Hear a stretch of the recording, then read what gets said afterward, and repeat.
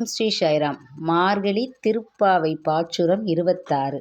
மாலே மணிவண்ணா மார்கழி நீராடுவான் மேலையார் செய்வனகள் வேண்டுவன கேட்டியேல் ஞாலத்தை எல்லாம் நடுங்க முரல்வன பாலன்ன வண்ணத்துன் பாஞ்ச சந்நியமே போல்வன சங்கங்கள் போய்ப்பாடு உடையனவே சாலப் பெரும்பறையே பல்லாண்டு இசைப்பாரே கோல விளக்கே கொடியே விதானமே ஆலின் இளையாய் அருளேலோர் எம்பாவாய்.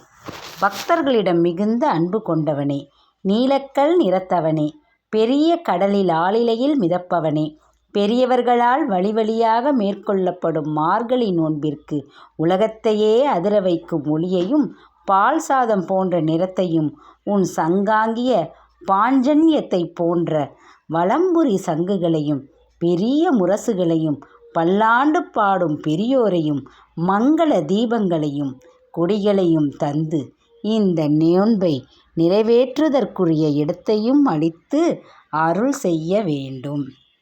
பாஞ்சஜன்யம் என்பது சங்கை திருமால் ஏந்திருக்கிறார். இந்த சங்கின் கதையை கேளுங்கள். பஞ்சசன் என்ற அசுரன் சாந்திபினி என்ற முனிவரின் மகனை கொன்றுவிட்டு கடலில் போய் மறைந்து கொண்டான். கிருஷ்ணர் அவரிடம் மாணவராக சேர்ந்தார்.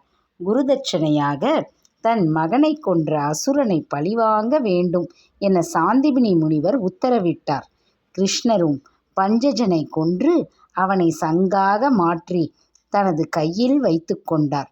அசுர சங்கு என்பதால் தான் குருஷத்திர களத்தில் அதை ஊதும் போதெல்லாம் அதன் பேரொளி கேட்டு எதிர்ப்படைகள் நடுங்கின. இதுவே இந்த திருப்பாவை பாச்சுரம் 26 பாடல் பொருள் விளக்கம் ஆகும். இந்த சேனல் உங்களுக்கு பிடித்திருந்தால் லைக் செய்யுங்கள், ஷேர் பண்ணுங்கள், சப்ஸ்கிரைப் செய்யுங்கள். மீண்டும் நாளை சந்திப்போம்.